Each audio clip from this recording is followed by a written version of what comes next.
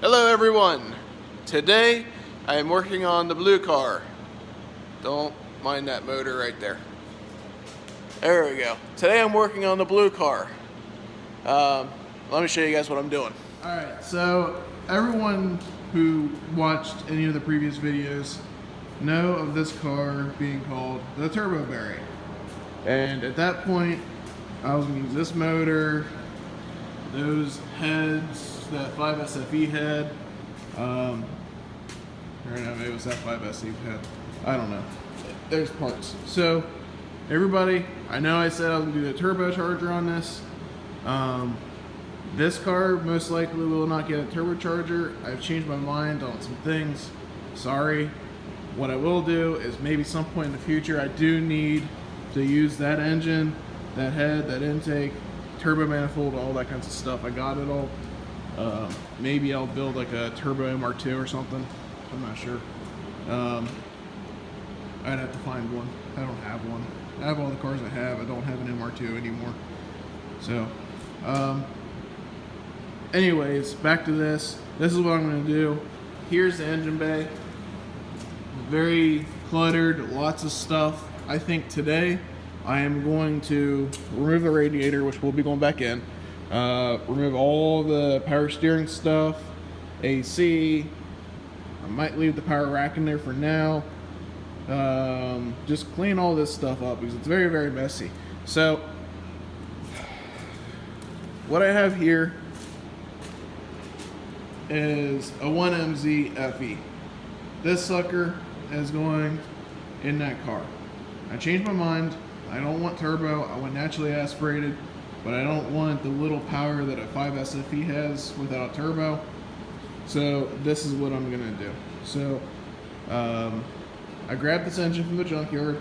It was half off day, so I got a pretty decent deal. Still adds up to a decent amount of money. I think it was like it was around $280 for everything, PCM, stuff like that. Not too bad, but you know, it all adds up. It'll still probably cost you know, maybe $2,000 in parts in the end. I don't know. We'll see. I'm not keeping track. So, what this is a Celica 2002 V6 1MZ. Now, I did a bunch of research.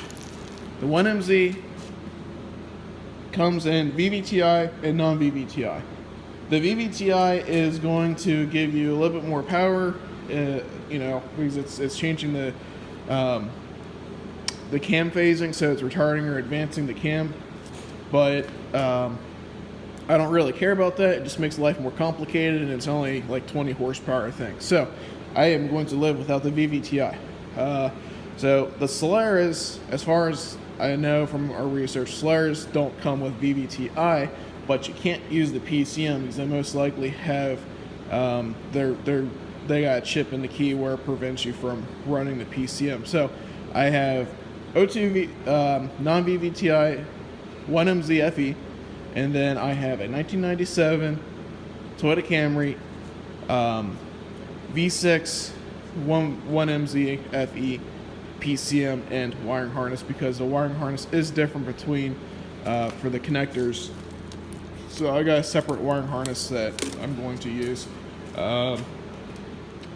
So yeah, I've seen this done before. I'm not the first one who's done this, but I am going to attempt to get this done. V6 swap ST. I don't know the 205s very well, but basically GT 6th gen Celica S54 transmission. Got to figure out flywheel situations because I don't have a flywheel. This is a 90 GT, so it comes with drum brakes and tiny rotors in the front. I will show you guys how to change the front rotors out to the 92 to 93, and then I have a set of rear disc brakes I pulled from the junkyard. There's another half off day, so I grabbed everything I possibly could. So now I'm going to have rear discs, which not only brake better, but they look a whole hell of a lot better than drum brakes. I'm going to get new rotors, hardware kit, clean calipers, paint them, probably some upgraded brake pads, just to help it out a little bit. More power, you need more horsepower, needs more braking power. And as far as the interior, I don't know how much of this I've shown you guys, but the interior has been almost fully gutted. And plan here did have blue interior. Another half off day, found a full, well, I'd say not full. I am missing the carpet, which I have from a previous build, door panels, which I do not have, rear seat I am going to be missing, but I might do a rear seat delete kit type of deal. I'm not sure yet. Probably not, but if I can find the seats, it'd be really cool. Let's see, door panels, carpet, rear seats. I think I got everything else. I got GTS comfy seats that I'm going to put in here. Door speaker or door panels, I'm searching for the convertible 10 speaker sound system door panels that come in the GTS, All-Track, and convertible. So that's probably what I'm going to be using in here. This is not going to be a race car. It is just going to be a fun build. That's hopefully quicker than a factory car. So we'll see how this works, and I'm going to keep you guys updated with everything I'm going to do with this car. Everything that happens with the V6, any issues I run into between using the V6 in this body or using it the S54 transmission.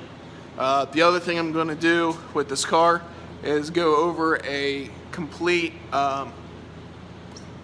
manual steering rack swap.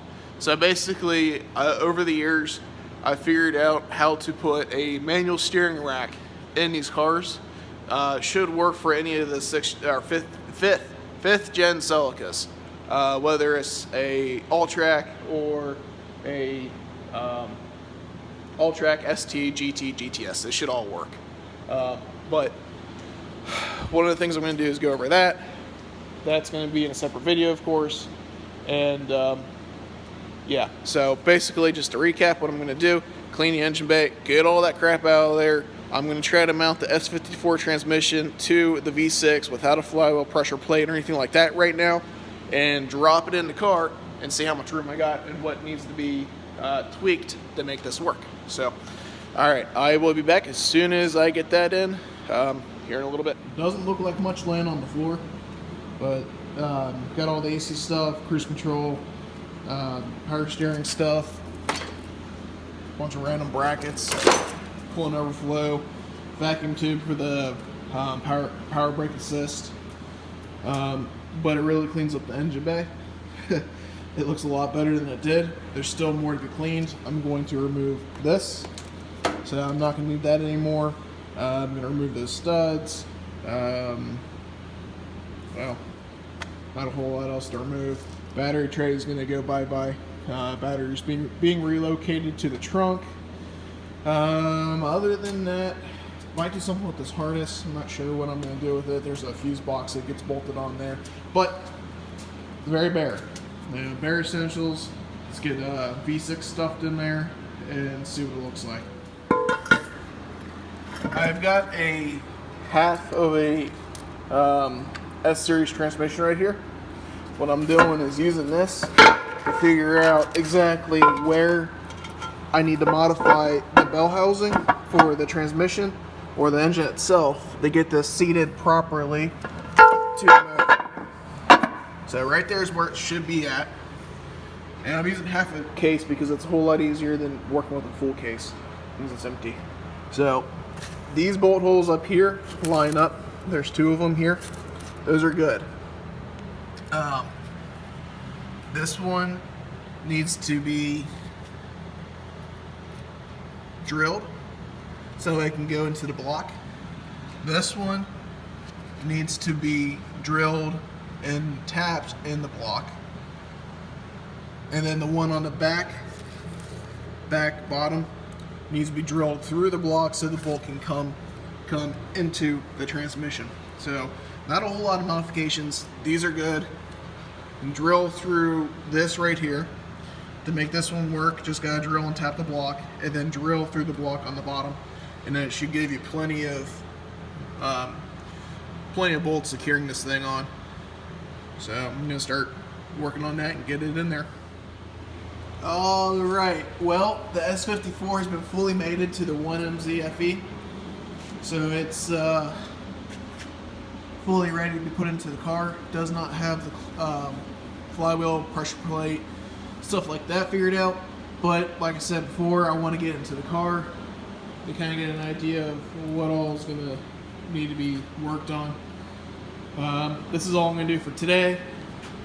When I come back, it's going to be putting this motor into the car.